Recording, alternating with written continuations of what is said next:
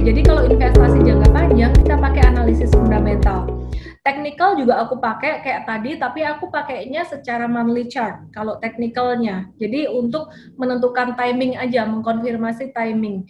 Oke, jadi fundamental analisis yang kita perhatikan satu, makroekonomi itu gimana? Terjadi perubahan tren nggak? Oh ternyata sekarang secara makroekonomi sektor yang digemari masyarakat yang masih bisa bertahan itu adalah consumer good.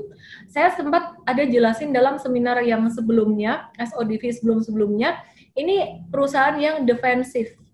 Ini defensif, ini consumer goods. Ada juga perusahaan yang turn around. Apa itu perusahaan turnaround? Perusahaan yang terdampak COVID-19, sekarang masih orang-orang nggak mau lihat, wah ini jelek terdampak COVID-19.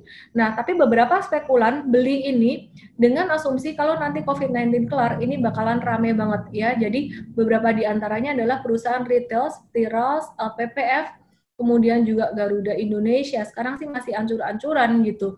Cuman ini masih ancur-ancuran, cuman logikanya aja ini perusahaan penerbangan nasional milik pemerintah juga, masa kan dia nggak ditolong oleh pemerintah gitu. Jadi istilahnya kalau untuk Garuda jadi benar-benar bangkrut atau benar-benar kolaps, agak saya ragukan gitu ya, pasti dia juga akan ditolong.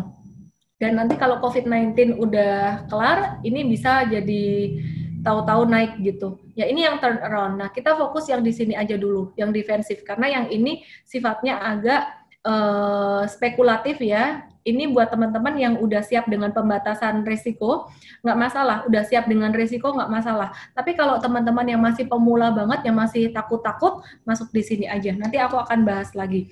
Nah, makroekonomi mempengaruhi pemilihan sektor kita, yang tadi aku udah jelasin, sektor analysis. Nah, sektor analysis ini juga erat kaitannya dengan bisnis model. Jadi bisnis modelnya banyak perusahaan-perusahaan sektor consumer good di Indonesia yang jadi inceran kita. Jadi institution darling juga. Baru kemudian kita lihat manajemennya perusahaan, ini inovasinya apa aja, dia pengembangannya apa aja.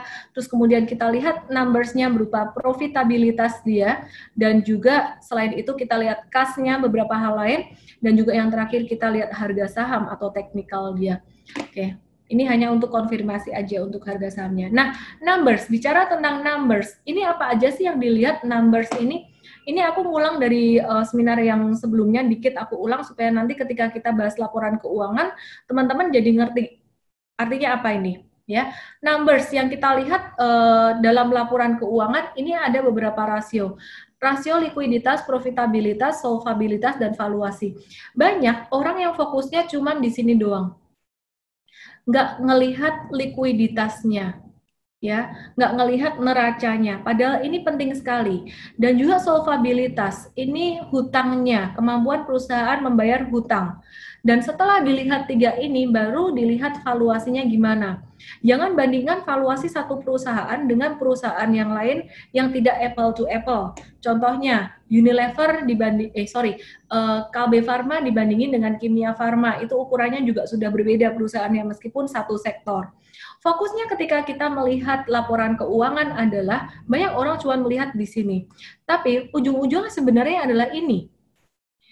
Aset jadi sales, penjualan, atau ini bisa dicuekin dulu sementara, ada penjualan meningkat, profit meningkat, dan kemudian profit ini menjadi cash. Jangan sampai perusahaan itu cuma banyak aset, tapi dia tidak punya cash, ya.